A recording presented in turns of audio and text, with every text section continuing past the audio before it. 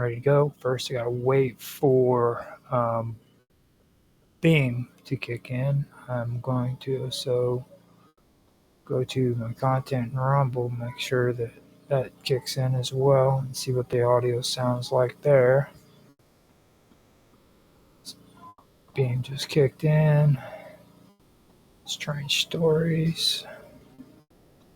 Get a real quick sound check on everything. See what it sounds like on Beam.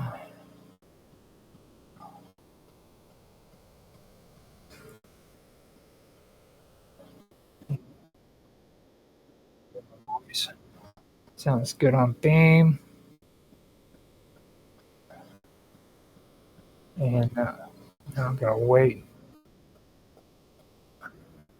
Sounds good on Rumble. Okay, now X is kicked in. Let me go check on X. Sounds good on X. Sounds good on DLive, I believe. DLive is good to go. Twitch. Twitch sounds good. And so does Kick. Alright, so oh crud, I forgot to change the URL on Studio for Beam when it comes to first turn YouTube off. I have no clue where that went to. I'm gonna have to switch over to my Gaming with Infamous video or channel to see if that actually was on there. Yeah, that has got to go. And because that was just today, so that's where it went to. Okay, so let's get that taken care of. Switch it back over to the wonderful world of weirdness. Go into live. And today's episode will be Strange Stories. Now, this is going to be, it's going to kind of resemble my Mad Scientist episodes, but trust me, it's not. I'm going to be discussing the topic of resilience, basically, for human beings. It's going to be experiences that have happened in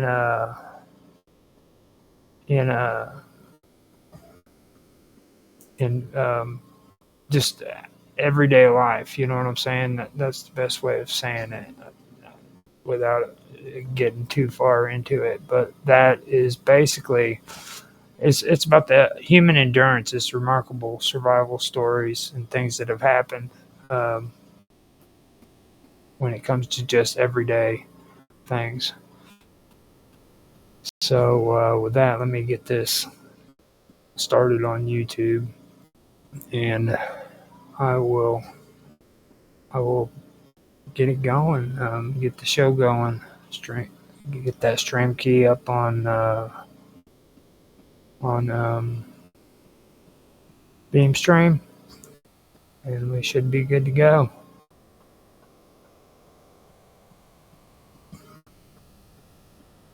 All right, so let's make sure that it kicks in. Yeah, that's the one big advantage of doing it with these platforms. I was one of those guys who said, well, I'd never give up on my OBS and stuff, and I still haven't, but it is a lot easier getting this all set up and going before the shows. I mean, just to say, because I had to do a lot of preparation. I had to have everything organized and ready and put the way I needed it. It took about maybe 15 to 20 minutes to do, but now I'm right on it. So I have got everything set up and good to go by the looks of it, and I will be back here. I will be back here in a little bit to start the show. Now, I was debating on if I wanted to do um, if I wanted to actually do the music like I do, but I also decided no, I'm gonna do this one. Long before the rivers knew their name, before the mountains whispered flame, a voice was born, a tongue untamed, a song that time could never claim.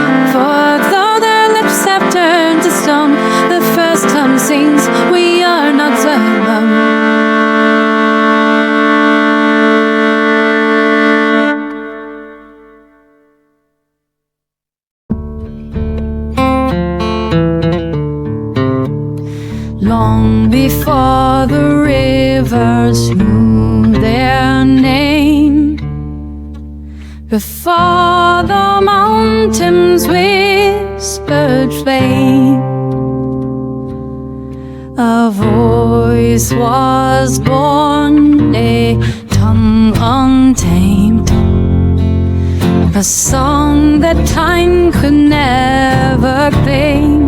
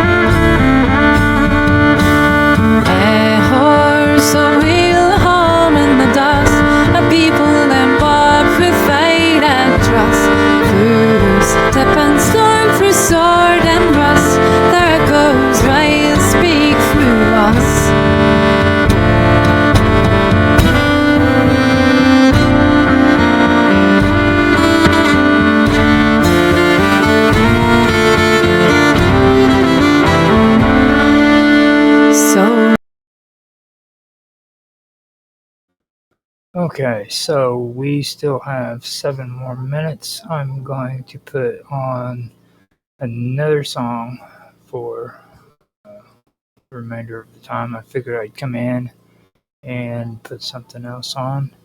Now, we do have some new stuff from Mr. Robot, which I was wanting to put on. So I'm going to put Redacted on from Mr. Robot. And I hope you guys enjoy it. So here you go.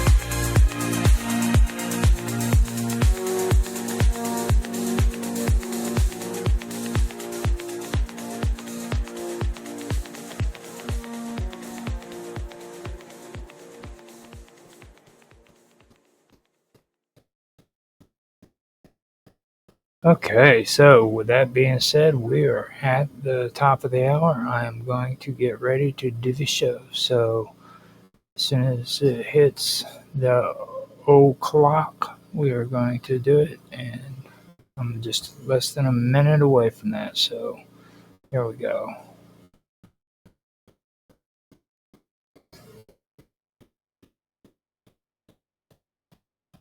Hello, everybody, and welcome back to another episode of Strange Stories. Today is going to be a little bit different than my weird science, like I said before the stream started, but it's going to be kind of like it.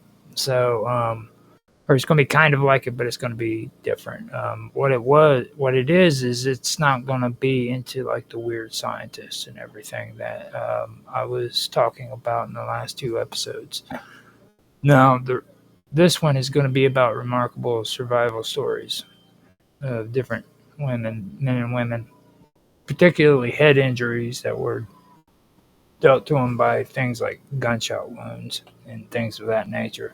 And the reason why I did that is because, like the last season that I did, I did stories about oddities when it comes to different people. Like I know there's a story of the Elastic Man and stuff like that, and I like doing stories like that because with me, I'm not all about like the UFOs and the paranormal and all that stuff. I'm also one of those Ripley's Believe It or Not kind of people. You know what I mean? I get into stuff of that nature as well.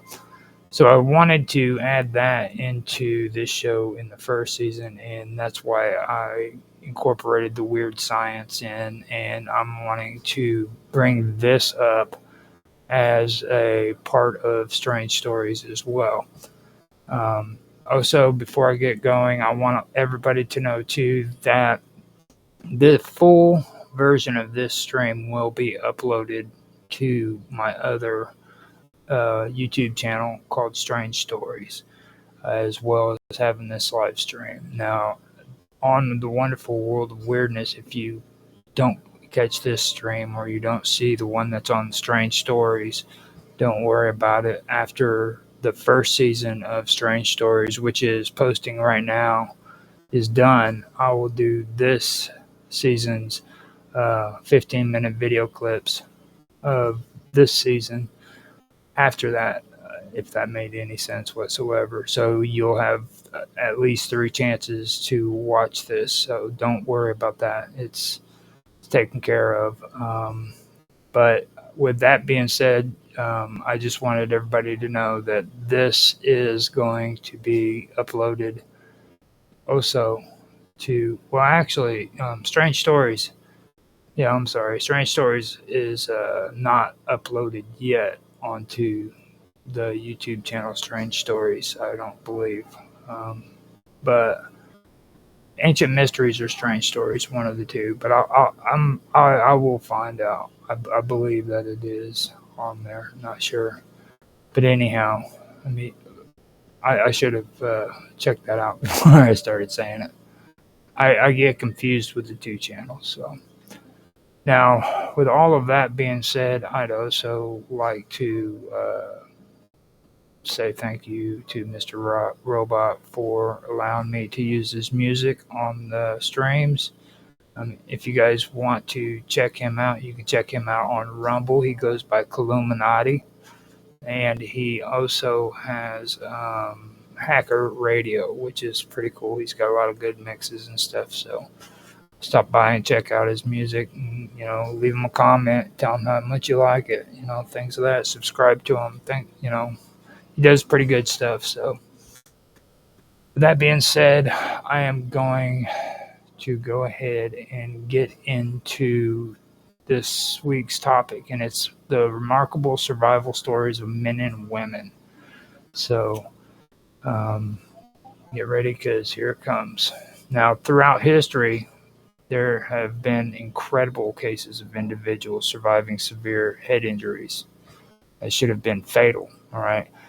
These stories not only highlight the extraordinary resilience of the human body, but also provide in, in, in, no, in, invaluable invaluable insights, into neuroscience and medicine. One of the most famous cases is that of Phineas Gage, okay, whose survival and subsequent personality changes made him a subject of scientific fascination. However, many others, both men and women, have endured similarly astonishing injuries and lived to share their experiences. Phineas Gage, a 25-year-old railroad foreman in 1848, was working on a railroad project in Vermont when an explosion sent a tamping iron, a 3.5-foot long metal rod, shooting through his skull, literally right through his skull. The rod entered below his left cheekbone and exited the top of his head, destroying a large portion of his frontal lobe. Amazingly, Gage remained conscious and even spoke shortly after the accident. He was able to walk and ride. He was able to walk and ride a cart to the doctor even. Though he physically recovered, his personality changed dramatically. He became impulsive, irritable, and prone to fits of rage. His case was one of the earliest pieces of evidence linking brain function to personality and decision-making, revolutionizing the field of neuroscience. Now, after that, I'm going to go forward into the year 2009 in Mississippi. A resident by the name of Tammy Sexton was shot in the forehead by her husband, who then took his own life. The .38 caliber bullet passed through her skull, but miraculously didn't kill her. Not only did she survive, but she was also able to stand up, walk to her kitchen, and make herself a cup of tea before medical personnel arrived. Sexton's survival was attributed to the angle of the bullet and the fact that it narrowly missed critical brain structures. Now, after that, we come to 2024 with Maya James, a 26-year-old mother of two from Belize, surviving a gunshot wound to the head in a violent incident that took another person's life. Despite the trauma, James remained conscious and later recounted her experience, a testament of human endurance. Her case underscores the unpredictability of brain injuries. Some survive wounds that should be fatal, while others perish from seemingly minor injuries.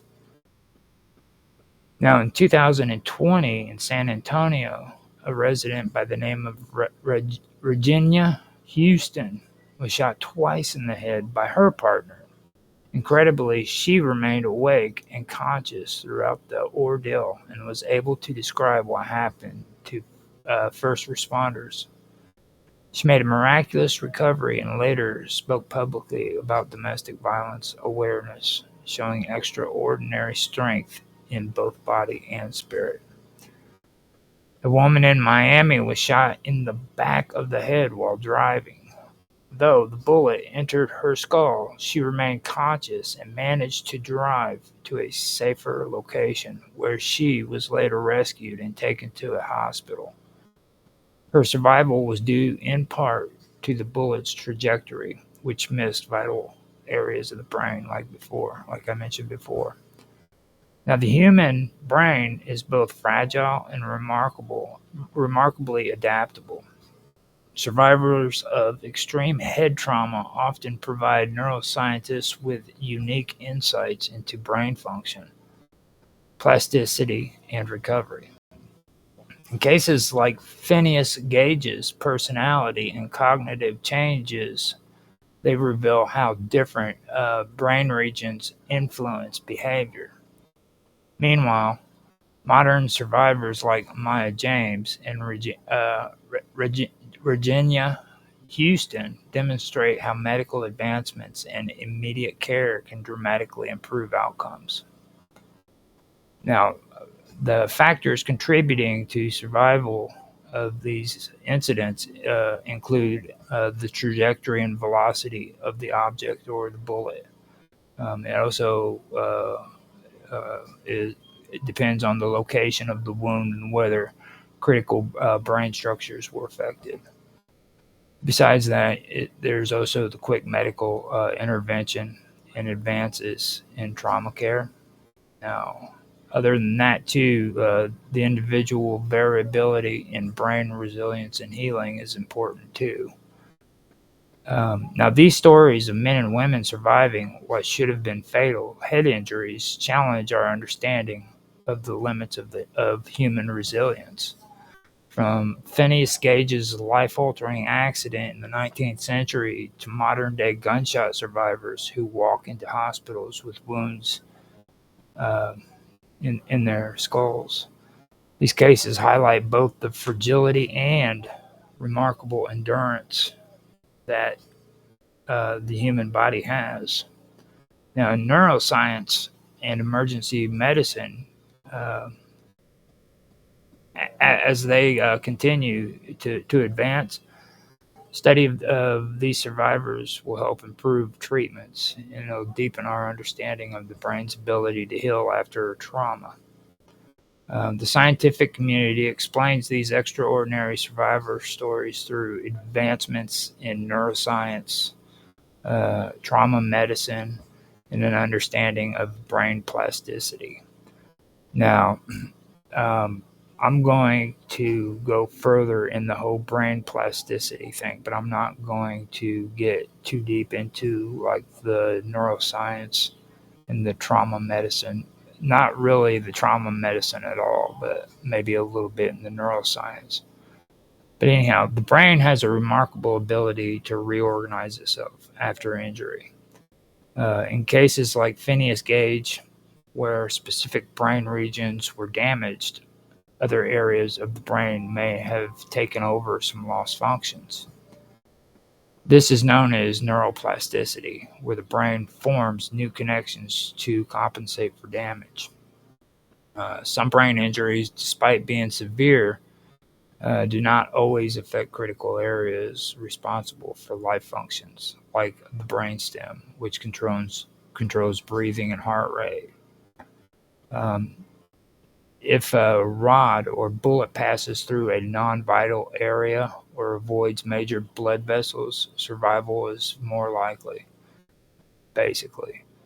In cases where individuals survive being shot in the head, the trajectory of the projectile matters. If major arteries are not severely damaged, blood loss can be controlled, which also allows survival. Now, modern medicine with rapid trauma care, antibiotics, and surgical techniques has significantly increased survival rates for severe head injuries as well. Even in Gage's time, rudimentary medicine, medical knowledge of like infection prevention and stuff like that played a role in his survival. Some people have anatomically variations of their brain or skull that may make them more likely to survive such traumas too. For instance, thicker skull bones or an unusual positioning of blood vessels that can sometimes reduce the severity of the injuries. Now, some survivors of extreme brain trauma exhibit unexpected cognitive recovery due to their brain's ability to reroute functions over time. Others experience personality changes, as seen in Phineas Gage, indicating that different regions of the brain influences behavior. Now, these cases continue to be studied in neuroscience and medicine, shedding light on how the brain withstands trauma and recovers from severe injuries. Now, later on in another episode, I am going to get more into neuroscience because that is something that is very, very important when it comes to, uh, well, weirdness with the topics that I cover and the people that I associate with. Neuroscience is it plays a very big role in that. So I'm not going to dive too deep into it. And in this episode, I really did want to make an effort not to get too deep into it so that I could actually get back to that later on and discuss it more in depth. I've done that on some of my older videos, which you can check out, but they were just little bits and pieces, clips that I added together, and so that I could first fix the audio on the old footage, and second, so that I could make it longer. So, but you can find it on some of my episodes or on some of my videos. You just have to look around for it. I believe on the cut there I have some of it. The cut has a few things that mention neuroscience, and esoteric agenda may mention some of it. I'm not quite sure on that one though. But anyhow, after Phineas Gage's accident, in which a tamping iron was blasted through his skull and brain, his personality underwent significant changes. Like I said, before the injury, Gage was described as a hardworking, responsible, and well-liked person. But afterwards, his behavior became erratic, impulsive, and socially inappropriate. He became rude and profane, often using vulgar language that he never had used before. He disregarded social norms and was no longer respectful towards colleagues and friends. He disregarded social norms, like I said. Then he exhibited inappropriate emotional responses, sometimes laughing at serious matters. He became unable to plan ahead or make sound decisions too. So he would start projects but never finish them, showing a lack of foresight, stuff like that. He also struggled to hold down a job because of recklessness and unreliable behavior. Gage became prone to anger outbursts, which he hadn't displayed before. Just after his accident happened, he just started uh, having anger outbursts, So his temper was quick and unpredictable, basically, making interactions with other people difficult. He would become irritable easy and act on emotions without thinking. So it was just like his emotions would just go off and he'd snap. He no longer cared about his old responsibilities despite being a model worker before the accident.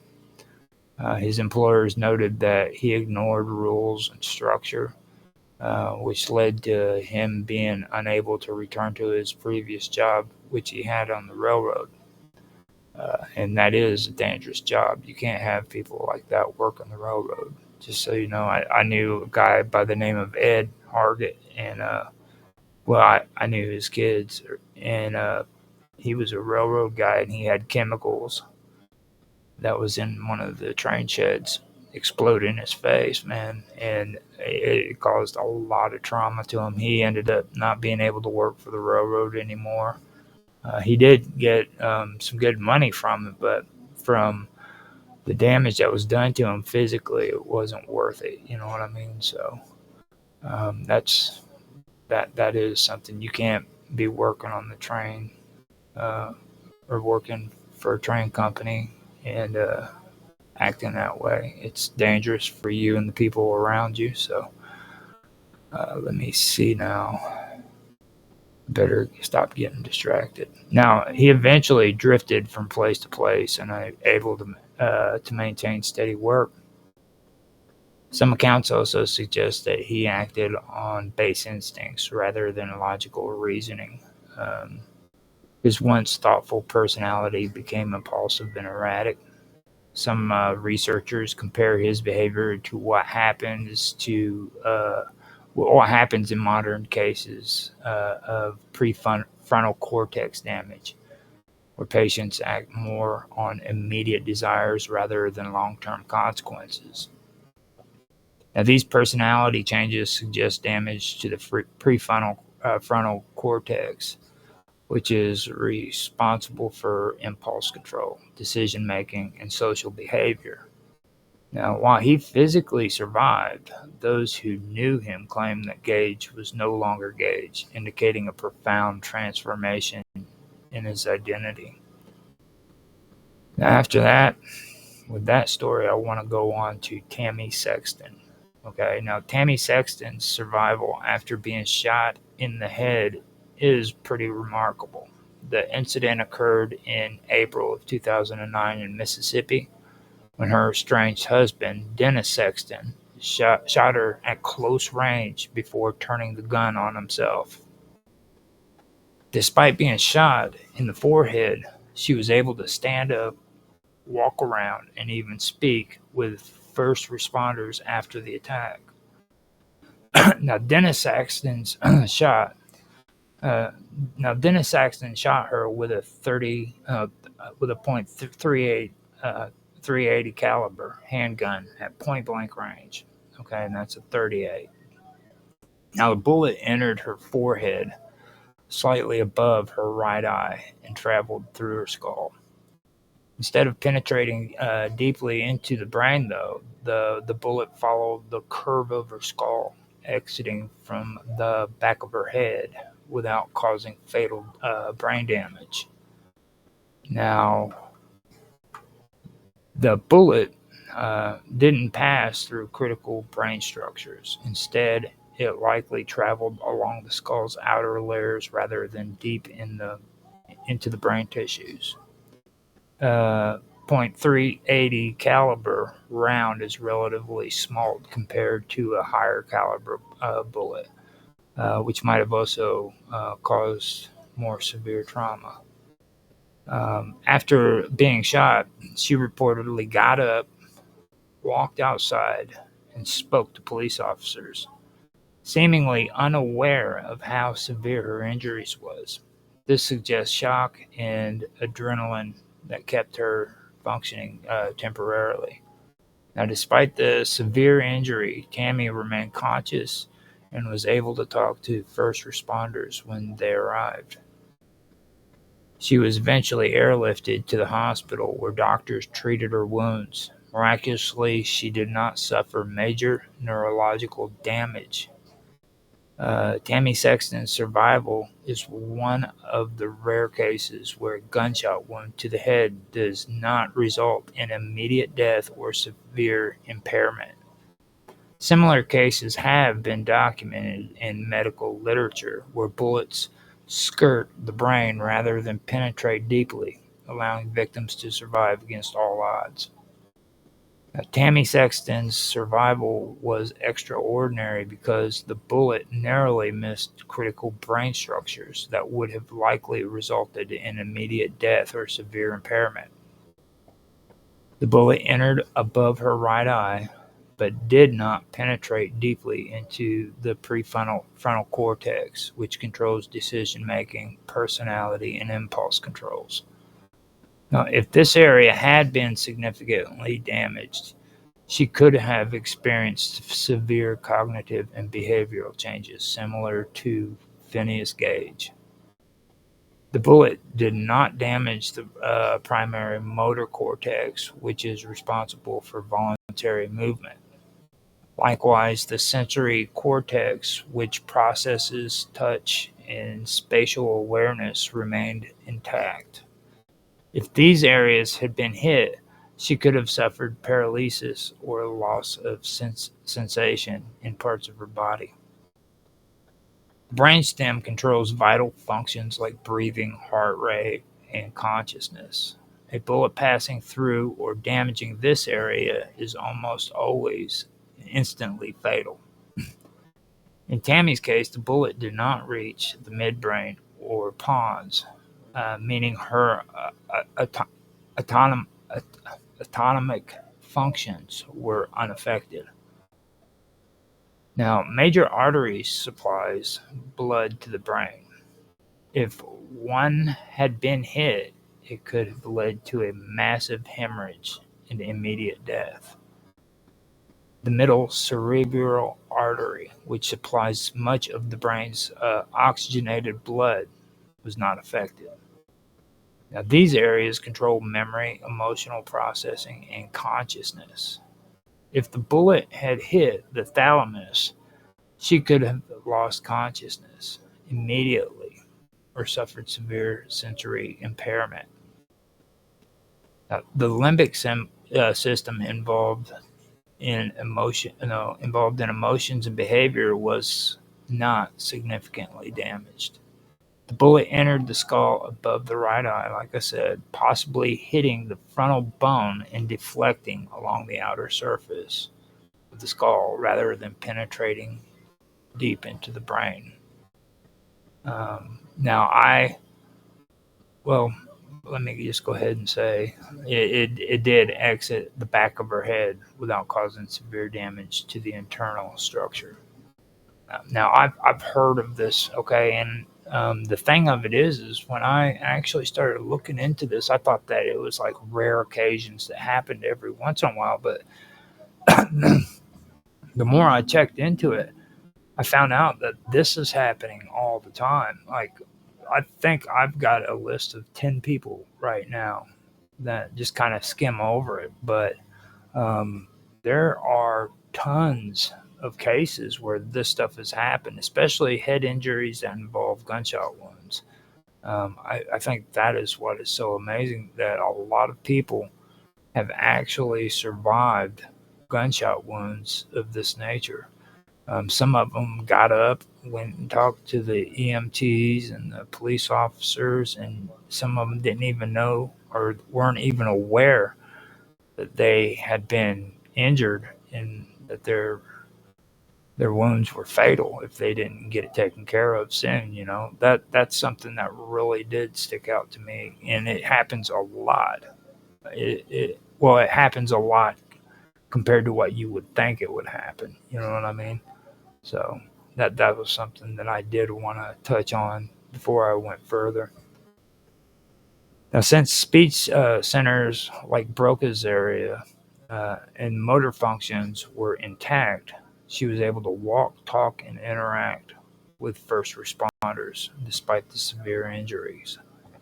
Adrenaline and shock may have also temporarily masked the pain and disorientation. Now, Tammy Sexton's case is an example of how precise bullet trajectory can make the difference between life and death in head injuries. All right, so that's her story. I wanted to end it there, and the next one I'm going to talk about happened in June of 2023 in DeKalb County. A mother experienced a life-threatening incident when a stray bullet struck her in the head while she was returning home in a Lyft ride. Now, the bullet entered her forehead, but miraculously, it did not penetrate deeply into her brain. Instead, the bullet followed the curvature of her skull, like before, and exited from the back of her head, narrowly missing critical brain structures. Now, this trajectory prevented fatal damage, just like before with Tammy, and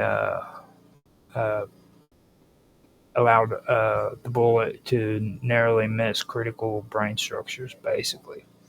The trajectory prevented fatal damage and allowed her to remain conscious and interact with the first responders as well. Okay, doctors were unable to remove the bullet, but she survived without major neurological impairments. So this time, they were not able to remove the bullet, and she still survived without major neurological impairments. Now, her survival is attributed to the bullet's specific path, which avoided vital areas of the brain responsible for essential functions, such as movement, sensation, and cognition, just like before with Tammy. Now, additionally, her wig played a role in reducing the bullet's impact, contributing to her remarkable recovery. This case underscores the unpredictable nature of gunshot injuries and highlights how slight variations in bullet trajectory can significantly influence outcomes. Now, moving on from her, in late June of 2022, Regina Houston endured a harrowing incident where she was shot twice in the head by her partner of 19 years at their San Antonio home. Now, despite the severity of her injuries, she survived and was able to recount the ordeal. The exact medical details of her injuries were not publicly disclosed, though, but the fact that she could recall the events suggests that the critical brain structures responsible for memory, consciousness, and vital functions weren't irreparably damaged or irreparably damaged. Her survival underscores the unpredictable nature of gunshot wounds to the head, where outcomes can vary based on factors such as bullet trajectory, caliber, and immediate medical intervention. Now, in April of 2024, Maya James, a 26-year-old mother of two, was involved in a violent incident on the Placina Road in Belize. That resulted in the death of her friend, 32-year-old Roy Lee Burgess, and left her critically injured. The shooting occurred in April of 2024 at mile 22 along the Placentia Road in Belize.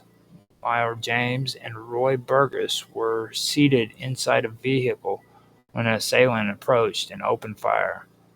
Burgess was fatally shot, and James sustained a gunshot wound to her head. James was shot in the head with the bullet entering her face.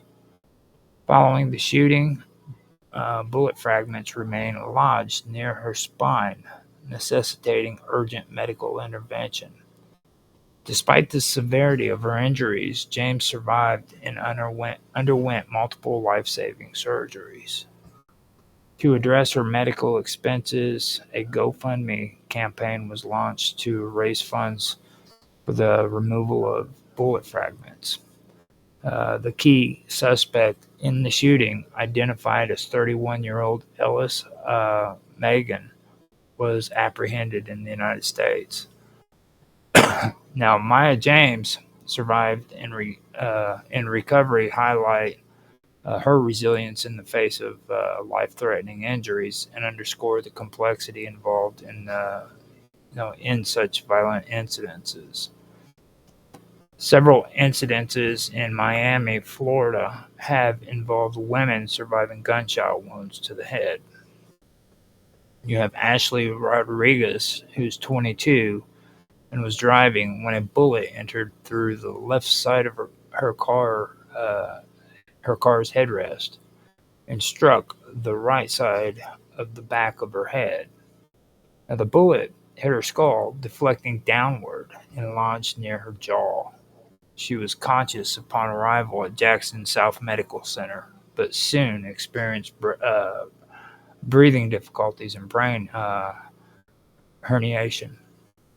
Emergency surgery was performed, and Rodriguez survived the life-threatening injuries. While holding her baby inside a parked car at a discount store, a woman was shot in the head during a dispute between two other individuals. She sustained a gunshot wound to the head but remained conscious and was able to recount the incident. The victim survived, and the alleged shooter was arrested and charged. In January 2025, during a road rage incident on I-595 near Hiatus Road in Davie, Florida, Rondrika Davis was shot in the head while driving with her husband. She was hospitalized with bullet fragments remaining in her head. Davis survived the shooting and spoke publicly about the incident. A woman was driving south on I-95 near Northwest 62nd Street when she heard gunshots and realized she had been struck in the neck. She sustained a neck injury but was able to drive to a hospital for treatment. The woman was treated for her injuries and survived. Now, these cases highlight the unpredictability nature of gunshot injuries as well, and the resilience of the victims that were involved. The scientific community explains extraordinary survival stories, such as those of Phineas Gage, Tammy Sexton, and others who have survived severe brain injuries through advancements in neuroscience, trauma, medicine, and neuroplasticity, like I said before. Now, these cases do provide valuable insights into how the brain copes with catastrophic damage, and how medical intervention have improved survival rates. One of the most critical reasons people can survive devastating brain injuries and neuroplasticity can survive devastating injuries is because of neuroplasticity. Now, the brain's ability to rewire itself. The brain has built-in rudimentaries, meaning multiple areas can perform similar functions. When one area is damaged, another can sometimes compensate and take its place. Now, a good example would be with Phineas Gage. Despite losing a portion of his brain, which was the left frontal lobe, Gage survived because other brain regions adapted to take over some lost functions. However, his exhibited personality changes because the damaged area was because of the exhibited personality changes because of the damaged areas was responsible for impulse control and decision making.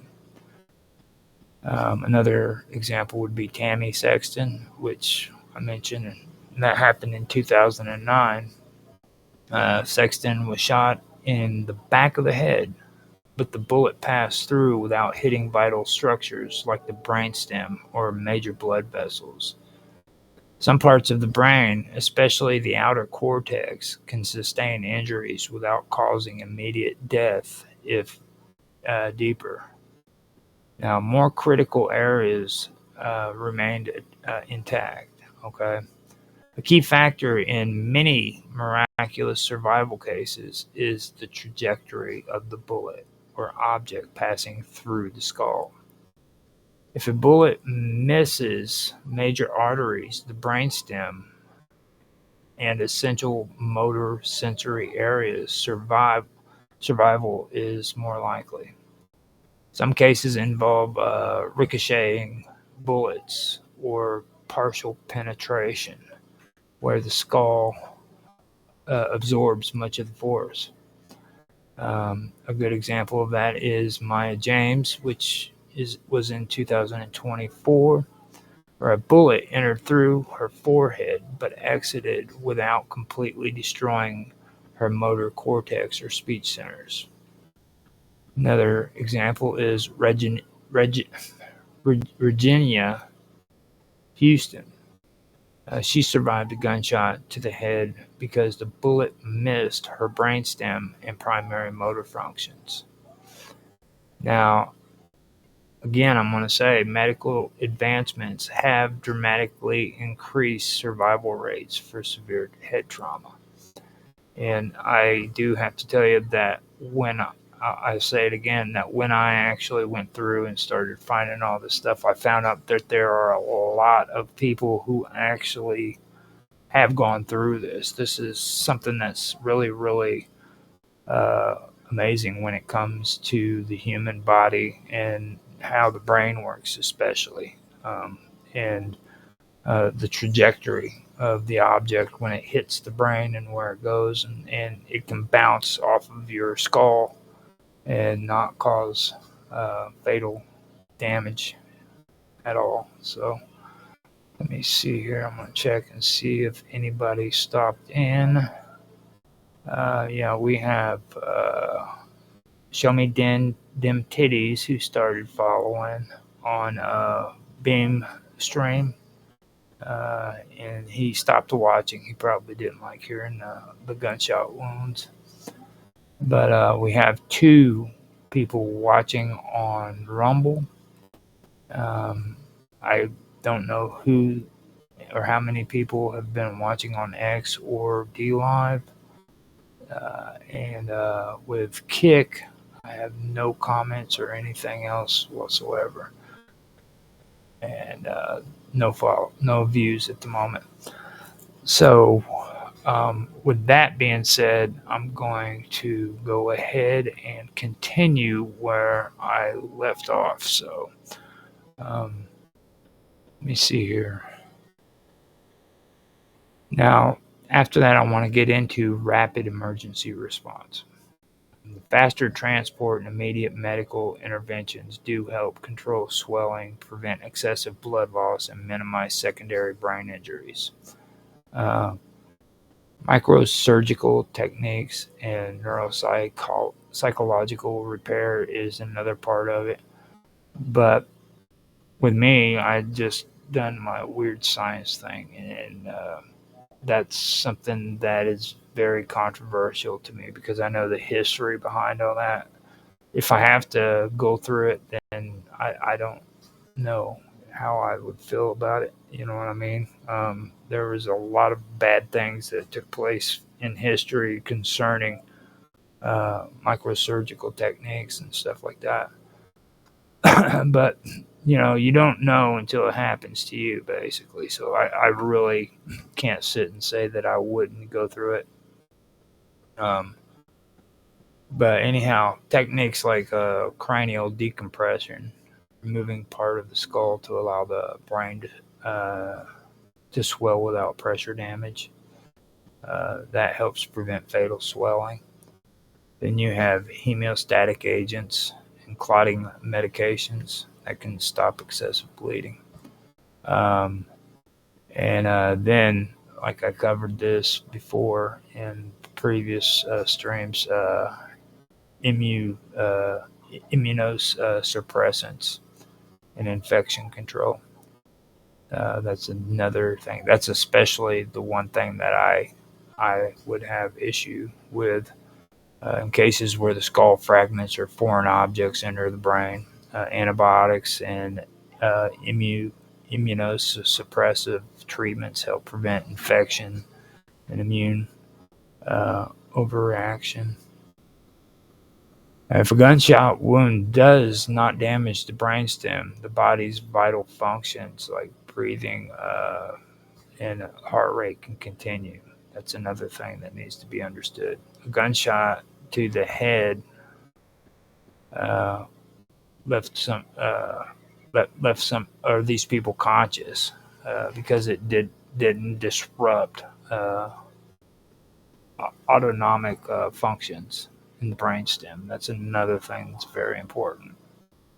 Now, you do have brainstem survival mechanisms as well. The reticular activating system, RAS, it controls consciousness and alertness. Now, if the RAS remains intact, a person can stay awake even after a severe head injury. Cases where victims remain conscious after being shot in the head suggest minimal disruption to the RAS. Despite medical and scientific exploration, some cases are difficult to explain beyond sheer luck. Okay. And that has to do with some things like bone density and skull structure. That would have to do with like thicker skulls that can deflect bullets. There's some some instances where bullets graze rather than penetrate deep. Then you have high velocity bullets, which often shatter brain tissue, while low velocity bullets may pass through with less destruction. So that's something to take into consideration as well. Now, survivors of catastrophic brain injuries often owe their lives to a combination of neuroplasticity, damage avoidance, advanced medical care, and biological resilience. Each case provides valuable insight into how the brain withstands trauma and continues to function despite severe damage. Ongoing research in neurosurgery, brain mapping, and regenerative medicine continues to improve survival rates and recovery outcomes.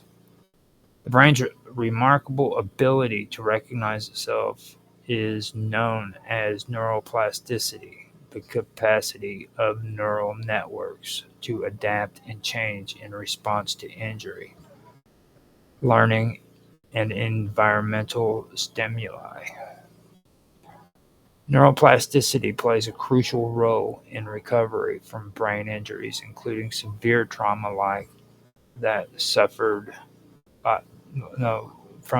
severe trauma like that suffered by Phineas Gage, Tammy Sexton, and other extraordinary survivors of head wounds. When parts of the brain are damaged due to trauma, stroke, or disease, neurons can rewire themselves, allowing undamaged areas to take over lost functions. New neural pathways form. When a brain region is injured, surrounding neurons may sprout new dendrites and axons to reroute information. If the left hemisphere is damaged, the right hemisphere may take over some language or motor functions.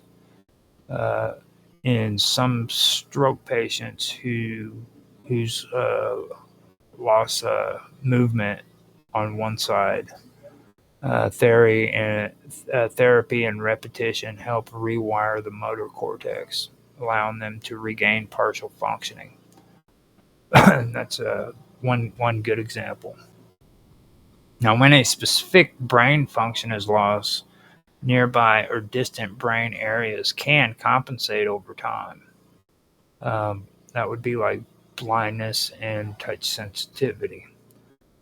In blind individuals, the visual cortex can be repurposed to process touch and sound, improving skills like braille reading. Now, I do want to bring up Phineas Gage's personality changes too. After a tamping iron destroyed part of his left frontal lobe, Gage's behaviors changed, but he did remain functional. You know what I mean? Over time, his prefrontal cortex rewired, and it helped him regain some social abilities. The brain strengthens useful neuron pathways, and it weakens unused ones. That's called the synaptic pruning. Now, repeating use of a pathway strengthens it, helping recovery. You have things like speech recovery after brain damage. A stroke patient who loses speech, which is aphasia, it can regain communication skills by retaining undamaged language areas. Now, if one part of the brain is damaged, other regions can take over its functions. That's what you need to understand. Right? It can happen. A good example of that would be like bullet wounds to the head, which I've been discussing here. Some gunshot survivors retain cognitive abilities because the brain found new pathways to bypass the damaged tissues. Many survivors of extreme injuries like gunshots or impalement benefit from three key neuroplastic mechanisms. When primary regions are damaged, secondary areas step in. And that would a good example would be if the left hemisphere is damaged, the right hemisphere may assist in language processing. Then the brain redesigns its map of functions. So it's like a map of what its functions are supposed to be. The brain literally redesigns that. Another example is if the motor cortex is damaged, nearby regions may reassign control over movement.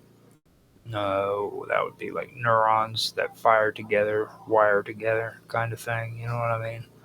Uh, Now, another example would be in stroke patients who repeatedly practice a lost skill. They rebuild connections.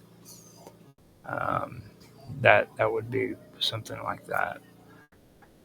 Now, scientists are exploring ways to enhance brain recovery using stem cell therapy to regenerate lost neurons. And I have an issue with stem cell therapy when it comes with stem cells, period, with anything when it comes to doctors playing around with stem cells. Um, Not big on the genetically modified stuff. So then they have the brain computer interfaces, which is the BCIs, and that's used to reconnect damaged neural circuits. Then you have neural stimulation, which is TMS and DBS, and that's to activate dormant brain areas. Now, neuroplasticity is the key to why some people survive devastating brain injuries and recover lost functions. The brain's adaptability allows it to compensate for trauma, providing that even after catastrophic damage, recovery is possible through reorganization, compensation, and training. During Phineas Gage's time in 1848, medical knowledge of infection prevention was rudimentary at best. The germ theory of disease was not yet widely accepted, and antiseptic techniques were virtually non-existent.